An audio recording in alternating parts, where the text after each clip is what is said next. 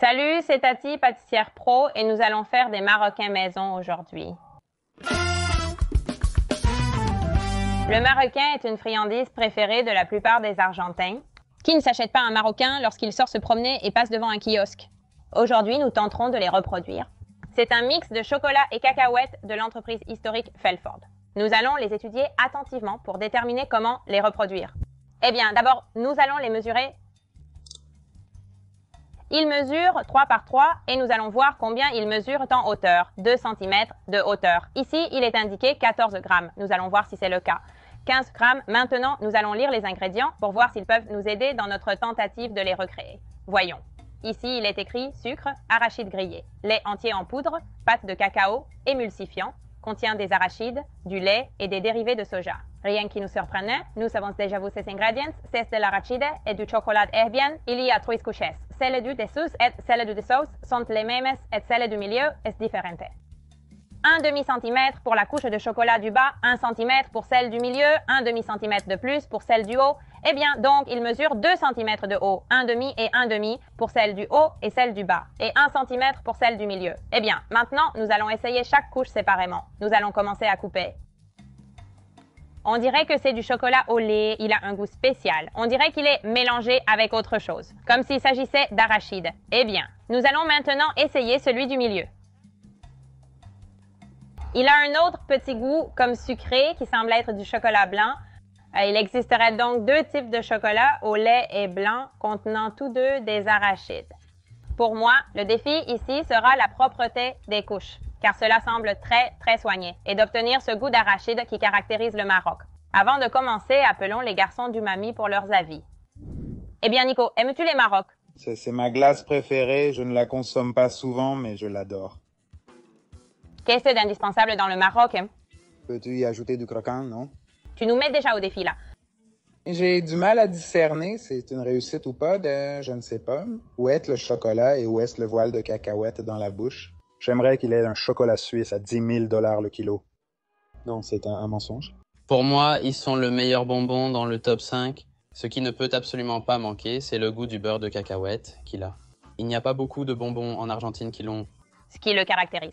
Oui, pour moi, c'est indispensable. Alors, Sol, dis-nous ce qui est indispensable au Maroc. Avant même de le goûter, pour moi, la clé du Maroc est la taille. C'est la taille parfaite. Pour moi, respecter la taille est essentiel. Et aussi en hauteur et tout. Je veux quelque chose de doux, mais pas trop sucré. Il y a quelque chose qui pourrait équilibrer un peu plus les goûts, ça, ce serait génial. J'adorerais le Maroc. Je préférerais moins industriel, non? Comme si je n'avais plus fait maison, pour ainsi dire. Un Marocain avec amour.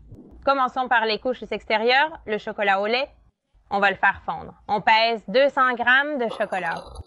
Nous allons le mettre au bain-marie pour faire fondre le chocolat. N'oubliez pas que le récipient ne doit pas toucher l'eau.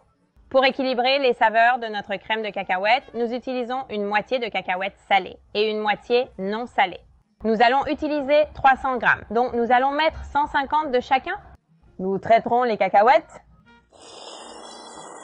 Il y a 2 façons de faire de la crème de cacahuète. On peut y ajouter de l'huile pour qu'elle soit plus onctueuse et aussi du sucre et un peu de sel. Nous n'ajouterons pas car les cacahuètes salées sont déjà incluses. L'autre méthode est de traiter les cacahuètes jusqu'à la libération d'huile et leur transformation en pâte. Ici, on voit comment l'huile commence à se séparer. Nous allons prendre une cuillère. On voit comment la texture change et devient plus pâteuse. Avec un peu plus que ce que nous lui donnons, il l'aura. Nous allons passer à un bol, ainsi nous diviserons ensuite entre les 2 chocolats. Et comme découvert, les 2 couches de chocolat contiennent des cacahuètes. Nous diviserons ce que nous avons préparé entre ces 2 chocolats. Voyons si le chocolat au lait est là, nous l'avons presque. Comme le chocolat au lait a 2 parties, celle du haut et celle du bas, nous allons lui ajouter 200 de cacahuètes et nous allons ajouter 100 au chocolat blanc. Nous avons du chocolat au lait auquel nous ajoutons 200 g de beurre de cacahuète. Nous en mettons moins dans le blanc pour obtenir la couleur typique du Marocco. Nous allons maintenant peser la quantité que nous mettons. Nous avons dit 200 g à ajouter petit à petit pour ne pas dépasser. Nous allons mélanger. Cela doit être bien intégré. Eh bien, nous devons le mettre sur un moule. Ce que nous avons fait était de préparer un moule à pain que nous avons tous dans nos maisons.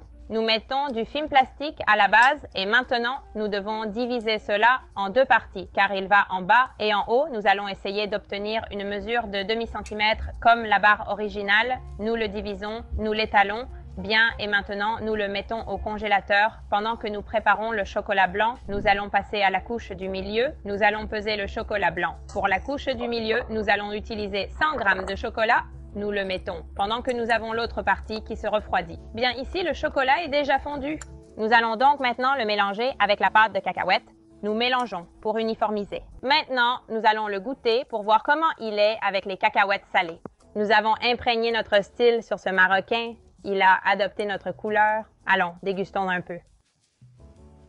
Même s'il est différent avec les cacahuètes salées, nous allons ajouter un peu plus de sel pour lui donner une touche supplémentaire. Et une fois que nous l'avons, nous allons chercher la partie qui était dans le congélateur pour la lui mettre. Comme on le voit dans la couche du bas et dans celle que nous allons ajouter maintenant, qui est celle du milieu, ça a l'air grumeleux, n'est-ce pas?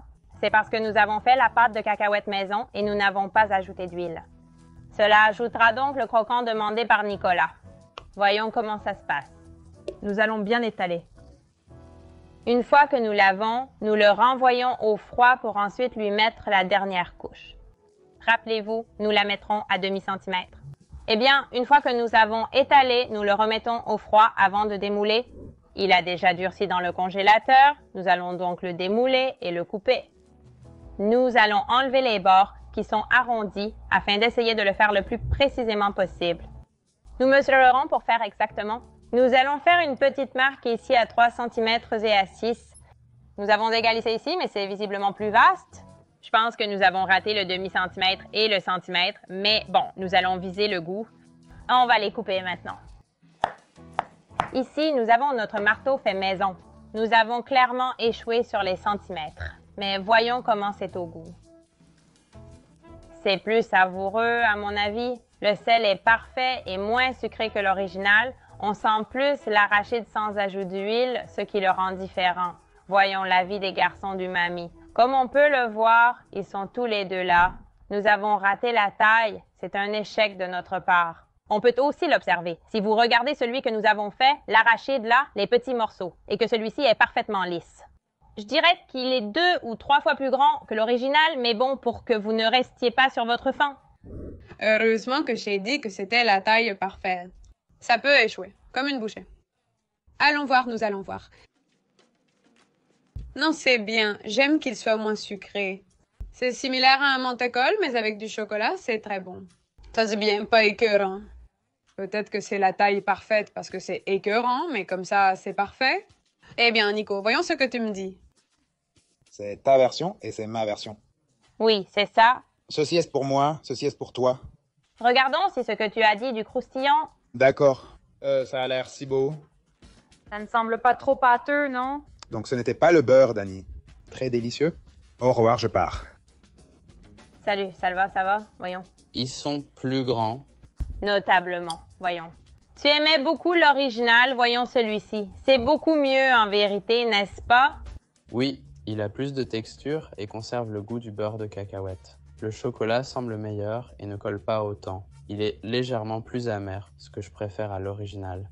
Voyons s'ils sont faits avec amour. Ils semblent très appétissants et croustillants. Ceux-ci sont déjà différents de l'original et je les trouve beaucoup mieux. Oui, bon, ton visage dit tout. Elle a beaucoup d'amour. Ah, d'accord. J'adore, c'est délicieux. C'est beaucoup plus salé. Oh, j'adore, je sens que le sel ajoute beaucoup. Je veux toujours du sel. Je vais commencer à jeter du sel chez moi. Un plus grand Maroc signifie plus d'amour et de remplissage. C'était un succès. Dites-moi dans les commentaires, quelle autre friandise préparer?